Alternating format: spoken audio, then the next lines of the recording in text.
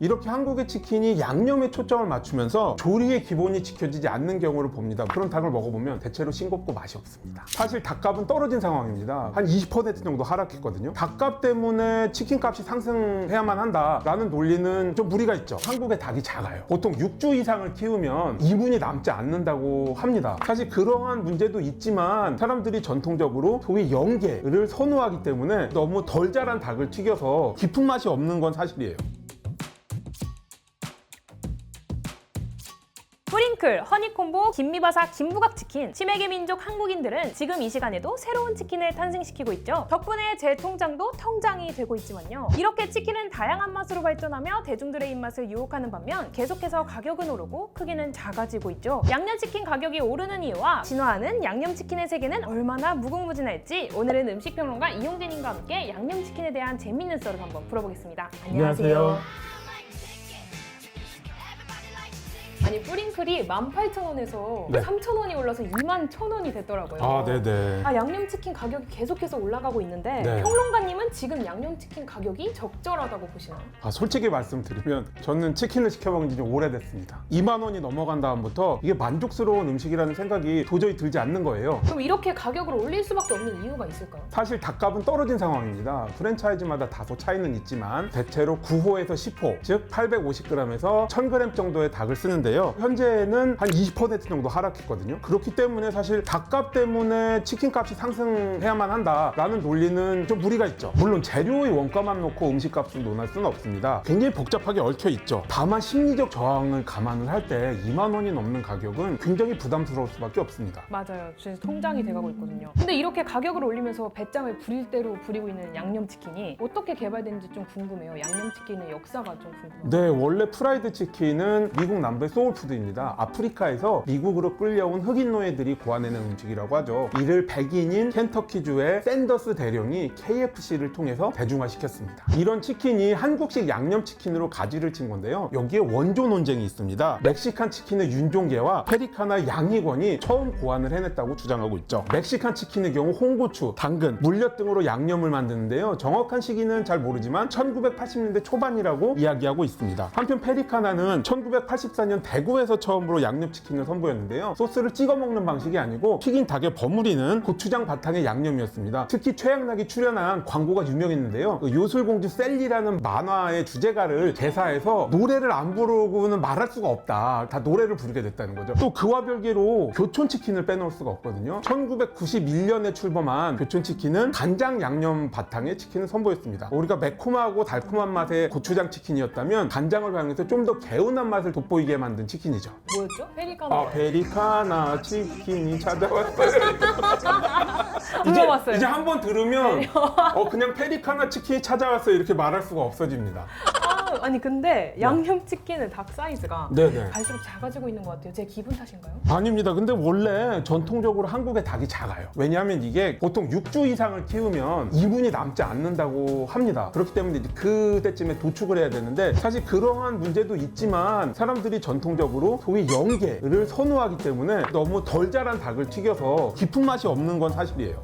그러면 가격은 올라가는데 먹을 건 없어지는 거네요? 저는 이게 굉장히 한국 치킨의, 한국 닭의 고질적인 문제라고 봅니다. 우리가 원래 삼계탕 문화가 있잖아요. 근데 이제 1인당 한 마리씩 닭을 먹어야 되는 그런 문화가 자리를 잡은 거죠. 그래서 한 마리씩 먹으려면 잠깐만 2kg짜리 닭을 먹을 수 없잖아요. 거의 뭐 중평아리라고 그러죠. 병아리에서 간신히 이제 다음 단계로 넘어가는 닭들을 잡다 보니까 치킨에도 영향을 미쳤다고 생각합니다.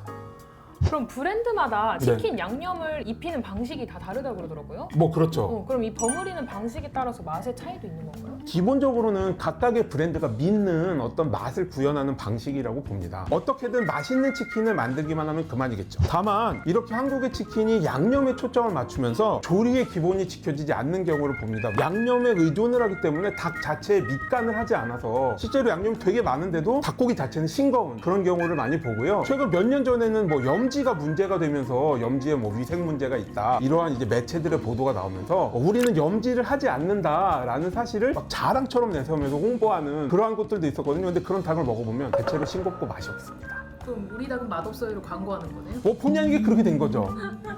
닭 닭강정과 양념치킨 어떤 차이가 있을지 좀 궁금하거든요. 그러니까 저는 좀 다른 닭강정을 알고 있습니다. 제가 아주 어렸을 때, 그러니까 1980년대 초반에 굉장히 옛날이죠. 그때 이제 닭을 튀김옷을 입히지 않고 바싹 튀긴 다음에 얘를 이제 간장과 생강과 설탕 양념으로 바싹 졸인 그래서 진짜 강정 같은 음식이 있었어요. 어느샌가부터 닭을 거의 양념치킨에 가까운 그런 음식을 닭강정이라고 부르게 됐는데 차이가 있다면 치킨보다도 좀 더 튀김옷을 많이 입혀서 튀기는 제가 보기에는 뭐 서양의 음식으로는 프리터 혹은 도너츠의 느낌이 나는 음식이더라고요. 한 입씩 먹어볼까요? 아, 네. 차이가 좀 느껴지시나요? 네, 저는 튀김옷이 일단 너무 두꺼워요. 그다음에 양념이 좀 많습니다. 그래서 사실 저는 이것을 닭도너츠라고 부릅니다. 혹시 신호등 치킨 아세요? 아, 네, 알고 있습니다. 대구의 어떤 한 치킨집은 네네. 계절별로 막 생딸기 치킨, 아하. 뭐 오렌지 치킨 이런 거 내더라고요. 아하. 이렇게 양념 치킨이 다양하고 끊임없이 나오고 있는데 네네. 한계가 어디까지인지 이제 궁금해지거든요. 아, 그게 이제 우리의 경향이 대체로 주목을 받기를 원하고 다르고 싶어서 다른 그런 경향이 있습니다. 그래서 이제 되게 근본도 없고 치킨이 어떻게 진화를 할지 사실 예측을 거의 못 하겠어요. 저의 상상력을 항상 뛰어넘습니다. 맞아요. 네네. 이제 별에서 온 그대, 별그대에서 전지현이 치맥을 맛있게 먹는 모습을 보고 중국에서까지 치맥 열풍이 불었던 거 아시나요? 아, 네, 알고 있습니다. 그게 이제 사실 이유가 있습니다. 맥주에 적당히 탄산이 있기 때문에 기름지고 짜고 달고 이런 음식들을 잘 씻어주거든요. 그렇기 때문에 치킨과 맥주의 궁합은 정말 뭐 최고라고 할 수 있죠. 그중에서 생맥주? 네네. 아, 네.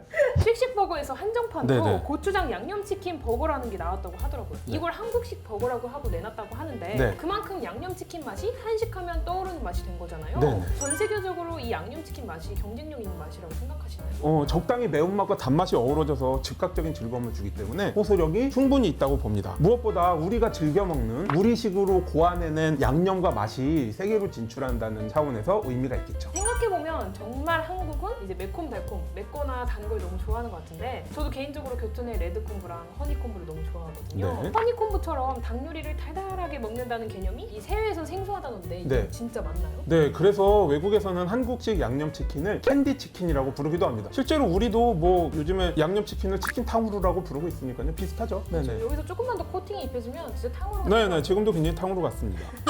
아 재밌네요. 그럼 한국이 이렇게 달달한 식사를 좋아하는 이유가 뭘까요? 그게 참 바람직하지는 않은데요. 한식에서 단맛의 지분이 꽤 큽니다. 치킨도 예외가 아니고요. 그래서 사실 저는 왜 우리가 이렇게 단맛을 좋아하는 걸까? 두 갈래로 생각을 해봤는데요. 이제 첫 번째로는 이제 뭐 우리가 역사 속에서 많은 어려움들을 겪고 굉장히 설탕이 귀한 식재료로 파고들었습니다. 그래서 옛날에는 설탕을 선물 세트로 만들어서 명절에 주기도 했어요. 그래서 사실 그렇게 귀한 때에 설탕을 드신 우리 할머니, 할아버지 이런 세대분들이 그 단맛을 귀중하게 여기면서 음식에서 뺄 수가 없어진 거죠. 그래서 그 맛이 지금까지 그 위력을 단단히 유지하고 있다 이런 생각이 들고요. 또 한편으로는 그렇게 어려운 과정에서 역사 속에서 막 전쟁도 겪고 강점기도 겪고 이러면서 근현대화를 하다 보니까 서양처럼 단맛과 짠맛의 음식이 완전히 분리되는 그러한 그 과정을 못 겪었거든요. 그렇기 때문에 단맛이 우리가 일상의 식사의 음식에서도 굉장히 위력을 부리고 있는 거죠. 제 최애 치킨은 앞서서 이제 교촌 치킨의 레드콤보, 허니콤보라고 네네. 말씀드렸는데 호롱가님은 어떤 치킨이 저도 교촌치킨의 허니콤보를 즐겨 먹는데 요즘은 잘 안 먹지만 지금 여기 치킨 냄새가 아주 진동을 하는데요. 네네. 이따가 한번 시식해보는 걸로 하고 네네. 오늘도 풀어주셔서 너무 재밌었습니다. 네. 저희는 더 재밌는 주제로 다시 찾아오겠습니다. 감사합니다. 궁금하신 음식 댓글로 남겨주시면 제가 한번 썰을 풀어보도록 하겠습니다. 일단 빨간색은 되게 먹음직스러운데요. 한번 먹어보겠습니다.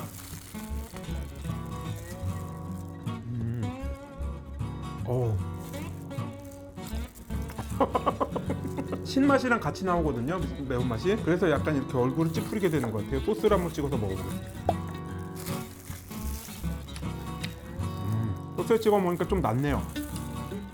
근데 뭔가 매운맛, 신맛, 단맛 이거를 한꺼번에 주려고 하는 그런 맛인데 사람들이 되게 좋아할 것 같아요. 고민의 흔적이 느껴져요.